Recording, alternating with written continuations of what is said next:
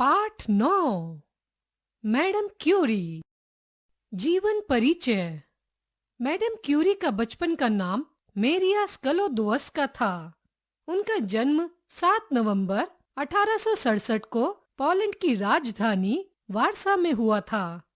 उनके माता-पिता दोनों अध्यापन कार्य करते थे। मेरिया के पिता का नाम व्लादिस्लाव था। वे भौतिकी के अध्यापक और विद्यालयों के निरीक्षक थे। मेरिया के 5 भाई बहन और थे। मेरिया कमजोर और दुबली पतली थी। माता पिता चाहते थे कि वह अपने भाई बहनों की तरह खेले कूदे, परंतु वह सदा पढ़ाई में मग्न रहती थी। 4 वर्ष की अवस्था में ही वह बिना रुके कुछ भी पढ़ सकती थी। स्कूल में मेरिया स्क्लोदोवस्का पढ़ने लिखने में बहुत तेज थी। उसने कई भाषाओं को सीख लिया था।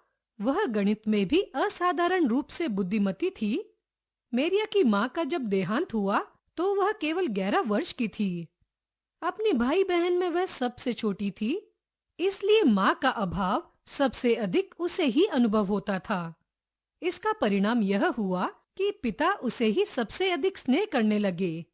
वह भी अपने भाई बहनों की तुलना में पिता को बहुत अधिक प्यार करती थी।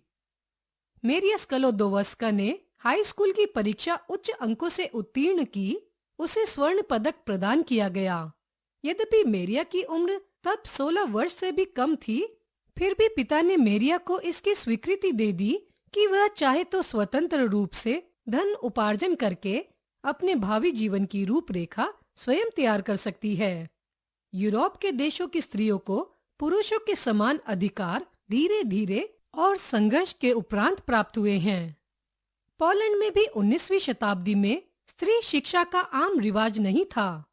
कला की शिक्षा मिल भी जाती, किंतु विज्ञान उनकी शिक्षा से बाहर का विषय माना जाता था।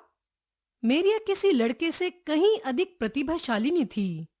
अब उसका मन खेल कूद में भी लगने लगा था। मेरिया घोड़े की सवारी करती थी और बैडमिंटन खेलती थी। उसकी तीव्र इच्छा थी कि वह विश्वविद्यालय में प्रवेश लेकर विज्ञान की उच्च शिक्षा प्राप्त करे, परंतु विश्वविद्यालय के अधिकारियों की समझ में यह बात आ ही नहीं पाती थी कि कोई लड़की भी विज्ञान का अध्ययन कर सकती है। लेकिन मेरिया अपनी धुन की पक्की थी। वह विज्ञान की शिक्षा प्राप्त करने के लिए दृढ़ संकल्प थी। उसने एक अध्यापिका की सहायता से विज्ञान की कक्षाओं में गुपचुप पढ़ना शुरू किया। ये कक्षाएं उन समाज सेविकाओं के प्रयास से प्रारंभ हुई थी जो पोलिश महिला वर्ग में शिक्षा का प्रचार करना चाहती थीं। मेरिया अत्यंत परिश्रमी थी। उसने अपनी बड़ी बहन की शिक्षा जारी रखने के लिए एक वकील के यहाँ पढ़ाने का काम ले लिया। उसकी बड़ी बहन चिकित्सा शास्त्र का उच्च अध्ययन करने के लिए पेरिस गई थी। मेरिया वारसा में रहकर उसकी पढ़ाई के लिए पैसे जुटाती थी। जिस वकील के यहाँ मेरिया काम करती थी, उसकी लाइब्रेरी में से विज्ञान और समाजशास्त्र की पुस्तकें लाकर पढ़ा करती थी। मेरिया ने भी बड़ी बहन के पास जाकर पढ़ने का विचार किया।